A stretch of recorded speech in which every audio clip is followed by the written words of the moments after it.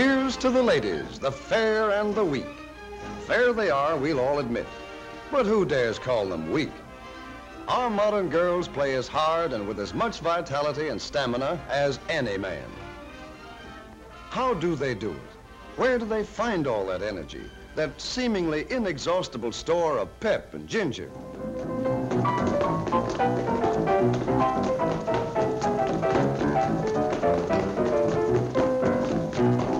What is that whipcord resilience that lets the weaker sex play half the night, then bob up clear-eyed, ready for the next morning's work? This frail creature strikes her typewriter keys about 40,000 times a day, spaces 7,000 times, shifts to capitals and returns the carriage more than 1,000 times each. Altogether, a few ounces at a time, she exerts more than 5 tons of pressure on her dainty fingertips in one day's work. And any way you look at it, women's work is not for sissies. Most men would have a hard time of it if they were to change jobs with wife, mother, or girlfriend. The homemaker walks miles every day, from sink to icebox, from cupboard to stove, and from kitchen to dining table. Let's use some very special photography to compress the whole job of preparing a meal into a few seconds of time, to see how many steps it really takes to get dinner on the table. Remember, this is a hurry-up picture of just one meal out of more than 1,000. Is that what you'd call a blitz meal? Even an efficiency expert would be staggered by the amount of chasing around and indoor road work that the little woman takes as a matter of course. There's the stair-climbing event, for example, usually accomplished full tilt and with an armload of brooms, mops, blankets, and sundry household paraphernalia. Here's another hurry-up picture of the clinging vine whizzing through a day's program that would leave the average mountaineer gasping for breath. Each trip upstairs is the equivalent of lifting her own weight 12 feet. And at the rate of 20 trips a day, that's lifting about 12 tons of weight. Who said weaker sex? Ironing is another kind of work that's a lot of little jobs all rolled into one. Just to iron one of hubby's shirts, for instance, the iron may have to be lifted 20 or 30 times. And since a flat iron weighs about as much as a brick, a day's ironing actually uses just about as much muscle as bricklaying. Flattening a towel or wielding a trowel, even Steven. Had your iron today, lady? Because men are beginning to realize how much lifting and pushing the little woman has to do around the house, more and more muscle savers are being designed to make the little jobs easier. It's one thing to make 6,000 separate scrubbing motions over a tub of clothes, and quite another to push a button that does all the work. Here's another example of sheer brute force. Now, let's make a super scientific test. You'll notice that this girl is wearing a very special thimble. In fact, it isn't a thimble at all, but a gadget of springs and levers to measure the amount of force needed to sew on a button. And it's called an ergometer. According to the ergometer dial, it takes 18 units of force to push the needle through the cloth just once. In sewing stitch by stitch, that work adds up. Any man will admit that's a lot of work when it's called to his attention in the right way. And this is one way of calling it to his attention. This hurry-up picture shows that a stitch in time doesn't always save 9. And anyway, who wants to save 9 stitches when a machine can do all the work? A sewing machine is really an amazing invention, especially when you stop to think that a man invented it. Yet it's simple when you know how it works. We'll slow this one down so that for the first time on a theater screen, we can all see exactly what goes on inside a sewing machine.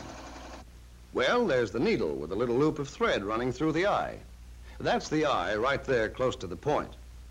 The needle carries the thread down through the cloth. At the same time, underneath the cloth, another little loop of thread is being carried in a moving carriage called a shuttle. The shuttle moves past the needle. The loops of thread cross each other and form a smooth stitch. And so, that's the way a sewing machine takes the place of a lot of needless needle nudging and keeps everyone in stitches. Amazing. In the early days of motoring, no woman in her right mind would tackle the job of starting the engine because the job had to be done the hard way. Let George do it was the slogan, and ever since, men have bragged about being the better drivers. Then the muscle savers got to work, and the self-starter put the woman driver behind the wheel instead of in the back seat. But even recently, a motor car demanded a certain amount of athletic prowess on the part of the driver. For example, in shifting gears. Let's hook up one of these work measuring machines or ergometers to this old-fashioned gear shift lever to see how much muscle it needed to run through the gears. 90 units. Starting and stopping, parking and backing up on a full day's driving amounted to more than a ton of pushing plus about a city block of reaching. Putting the shift lever up by the steering wheel would cut down the amount of reaching. But with such a short lever, it would be even more work to shift the gears. In fact, more than 100 units. To make this job easier, some sort of machine was needed to take over the muscle work of moving the gears in and out of mesh. Yet, because the speed of the car and the conditions of load are never twice quite the same, a certain amount of human judgment would help to shift gears quietly and smoothly. A muscle-saving engineer who went to work on this two-sided problem found that the vacuum produced inside the motor car engine could develop plenty of power to do the actual work. And by means of a super-sensitive control, the driver could still be the real gear-shifting boss. The sensitive control can regulate the pressure in a powerful vacuum chamber so that the slightest movement of the lever will bring about a strong push in the desired direction. A push that can be controlled to follow the movement of the lever with infinite exactness. This device, connected to the gears of a motor car, can do 80% of this work of shifting, yet leave enough for the driver to sense the response of the gears as they move smoothly into place.